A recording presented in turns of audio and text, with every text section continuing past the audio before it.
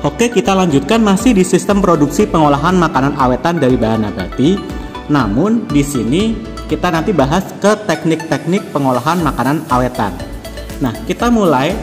Saya ingatkan kembali untuk teknik pengolahan makanan yang saya sampaikan di video sebelumnya, ada pendinginan, pembekuan, pengeringan, pengemasan, pengalengan, pemanasan, penggunaan bahan kimia, teknik fermentasi, dan teknik iradiasi.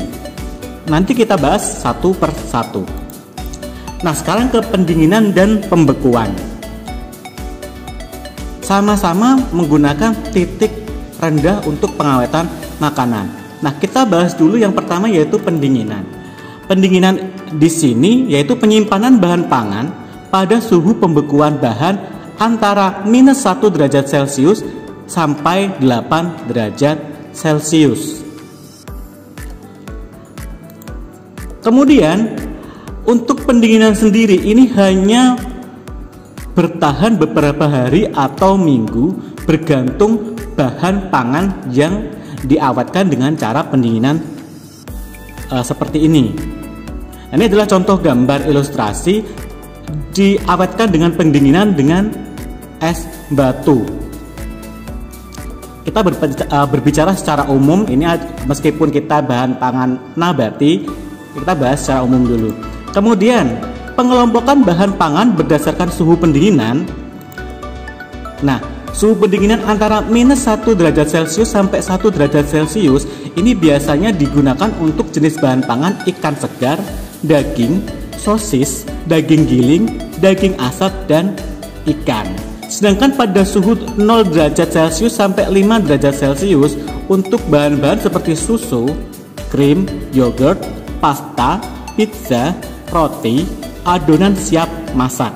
Sedangkan pada suhu 0 derajat Celcius sampai 8 derajat Celcius untuk daging, ikan olahan, daging curing baik mentah maupun olahan, mentega, margarin, dan keju. Ini adalah contoh daging curing, biasanya diawetkan dengan semacam garam-garam. Nah, ini adalah daging giling. Nah, sekarang ke pembekuan. Ini adalah contoh ikan beku dan sayuran beku. Nah, kalau pembekuan, penyimpanan bahan pangan dalam keadaan beku pada suhu 0 derajat Celcius sampai -7 derajat Celcius, bahkan sampai -40 derajat Celcius.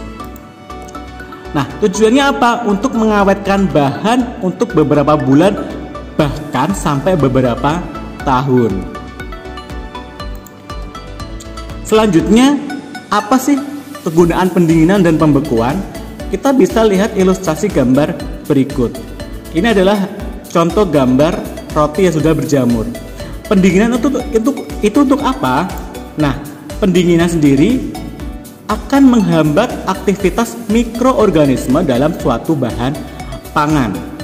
Ingat, hanya menghambat keaktifan mikroorganisme, tidak membunuh.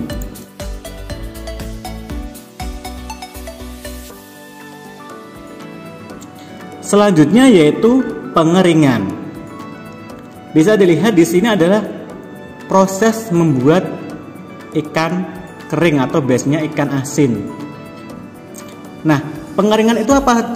Suatu cara untuk mengeluarkan atau menghilangkan sebagian air yang terkandung dalam suatu bahan makanan dengan cara menguapkan dengan bantuan energi panas.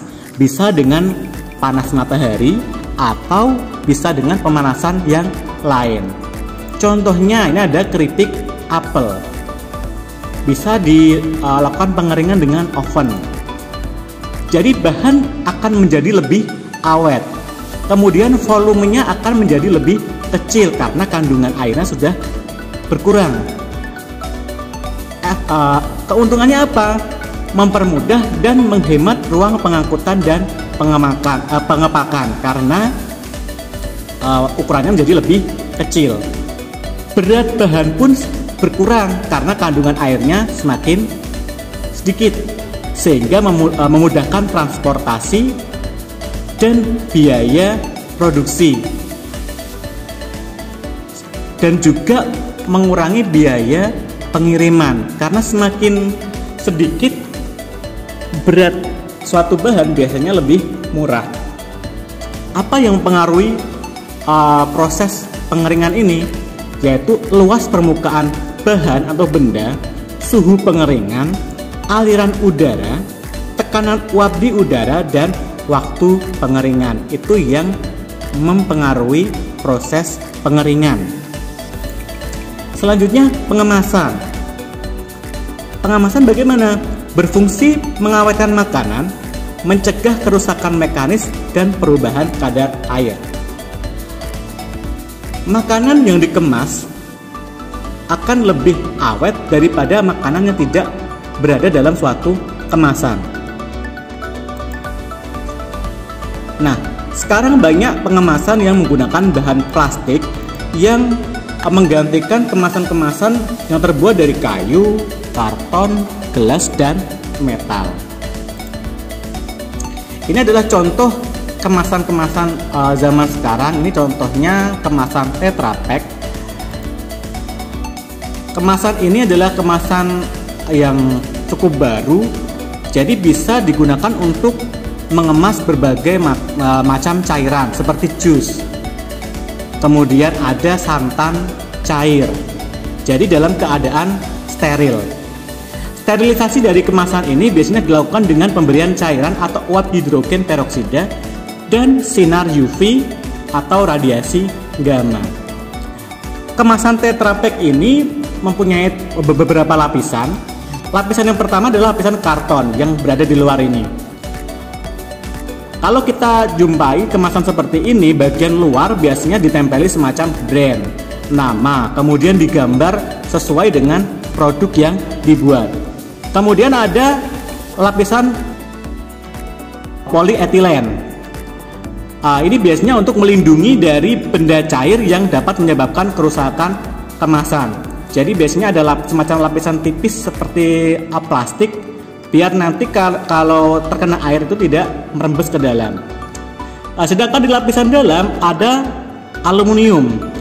Ini berfungsi untuk melindungi produk dari cahaya yang dapat merusak produk yang ada di dalamnya. Selanjutnya yaitu pengalengan. Pasti tidak asing dengan yang namanya makanan kaleng, baik itu dari hewani maupun nabati. Pengalengan sendiri yaitu suatu pengawetan dengan meletakkan suatu bahan pangan ke dalam suatu wadah yang hermetis. Hermetis sendiri bisa dikatakan sebagai kedap udara yang kemudian disterilkan secara komersial untuk membunuh semua mikroba patogen dan pembusuk.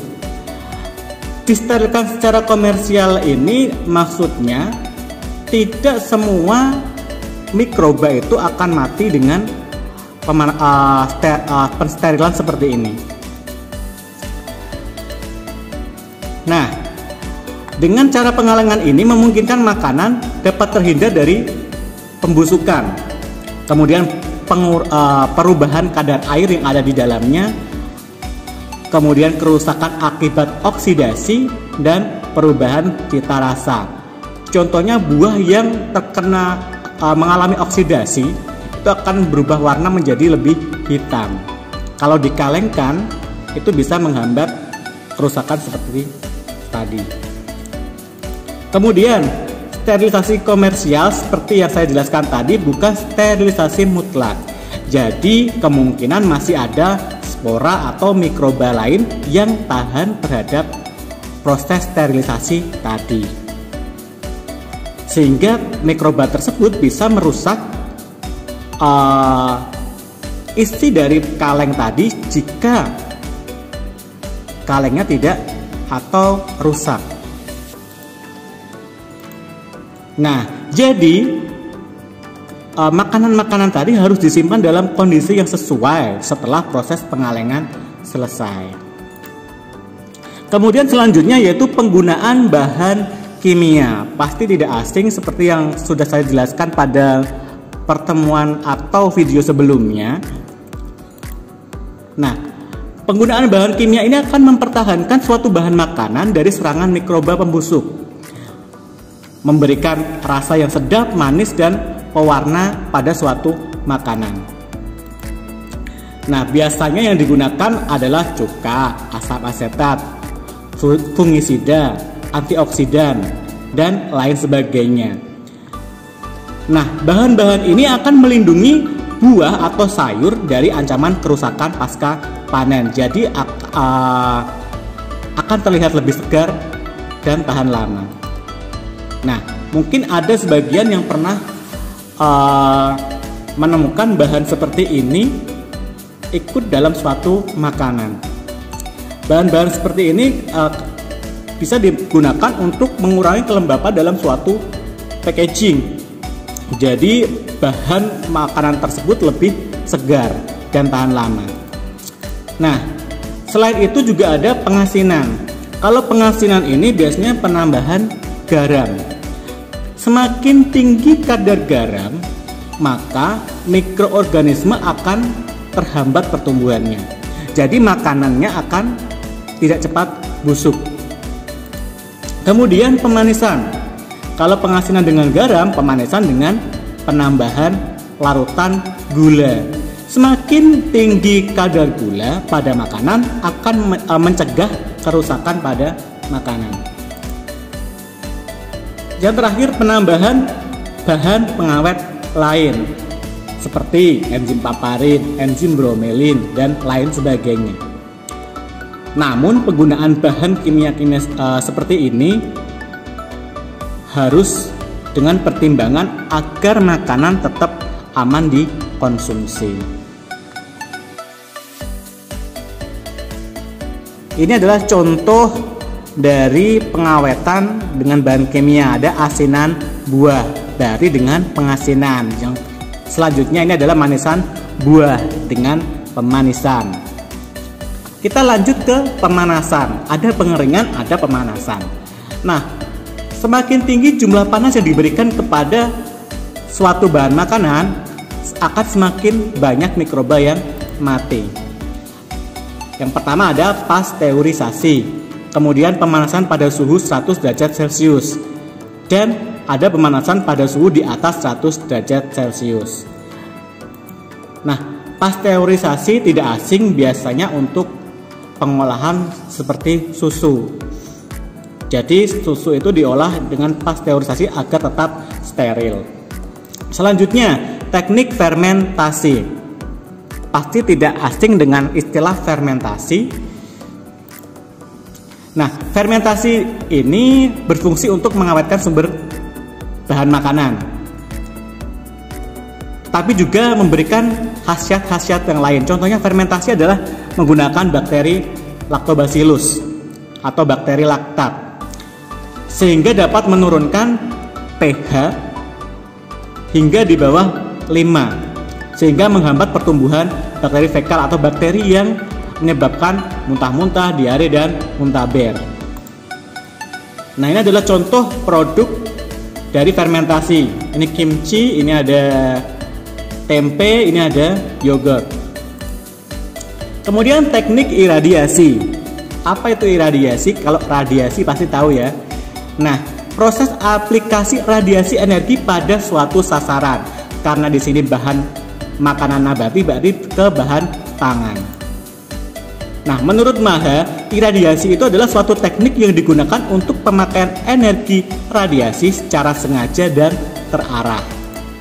Sedangkan menurut Winarno, iradiasi adalah teknik penggunaan energi untuk penyinaran bahan dengan menggunakan sumber iradiasi buatan.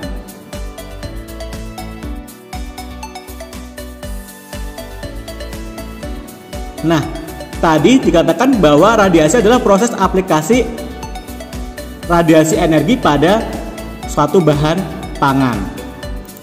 Nah, ini adalah contohnya. Namun, untuk penggunaan iradiasi sendiri merupakan faktor terpenting yang harus diselidiki sebelum penggunaannya secara luas. Kenapa? Karena bila molekul tertentu dalam jumlah banyak dalam makanan bisa berubah menjadi senyawa yang toksik atau beracun, mutagenik yang bisa mengalami mutasi, ataupun karsinogenik yang bisa menyebabkan kanker akibat proses iradiasi tersebut. Jadi harus diselidiki dulu sebelum penggunaan secara massal. Demikian yang dapat saya sampaikan. Semoga bermanfaat. Saya akhiri. Assalamualaikum warahmatullahi wabarakatuh.